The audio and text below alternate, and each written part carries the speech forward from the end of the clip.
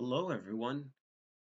I'm excited to present my first project for the hackathon project for Plotly.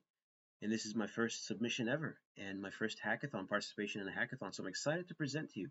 So I'll go ahead and talk about quickly what this visualization tool is. The source of this information is the Federal Aviation Administration and the Department of Transportation. Um, This visualization tool is about all the airports within the United States. There are a total of 30,000 airports, and that includes closed airports, heliports, seaports, small airports, medium airports, and large airports. And the KPI cards talk about the specific individual airports and and the total count of each individual airports. Down below, we can go ahead and filter by the airport type. We have the option of balloon port, closed airports, heliports, large airports, medium airports, seaplane, and small airports. Obviously, Texas has the most airports. I'm not surprised by that at all. And then to your right, you can visualize the airports by elevation. So here we have it set to large airport, but it doesn't really show the actual, it doesn't show the full representation of the elevation. So we'll go ahead and cancel that, select all types, wait for it to load. There it is. You can see, according to this heat map, airports below 0 feet are going to be dark blue, and airports above 12,000 feet are going to be in around the red. So we can see clearly this airport here that is closed, it's in red, and it's around 12,963 feet. That's pretty high. The lowest airport, well, up here, we can go back up, and it is a Stallion Sea heliport. It's minus 223 below sea level. That's pretty low. To our right, we can go ahead and talk about the airport elevation distribution. We can talk about how the median and mean of all the airports combined. And to our right, we can talk about all the airports within the United States, how much of them are scheduled versus non-scheduled. You can filter by states or all states.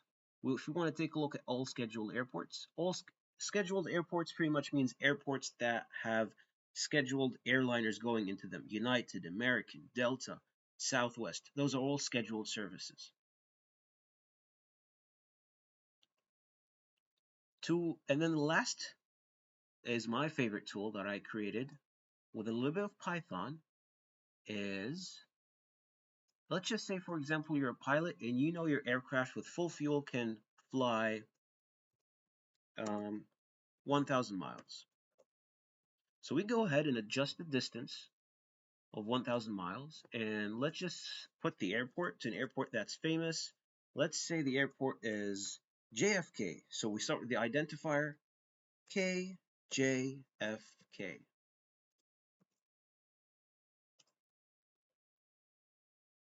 So wait for the data to load, and then this will tell you all the airports that are within 1,000 miles of JFK Airport.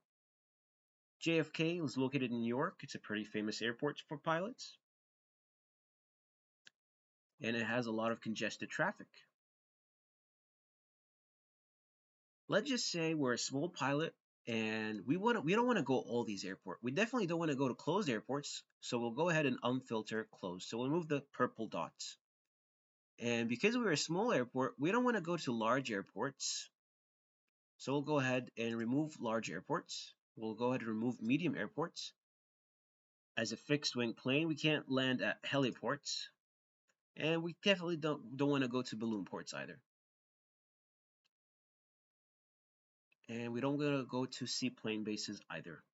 All these green dots are airports that small aircraft, GA aircraft, can potentially land into.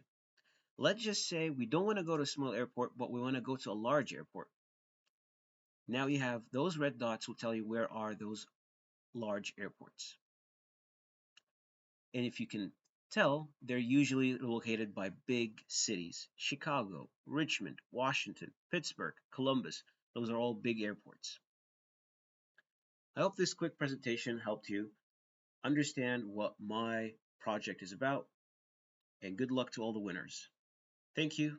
Have a great day.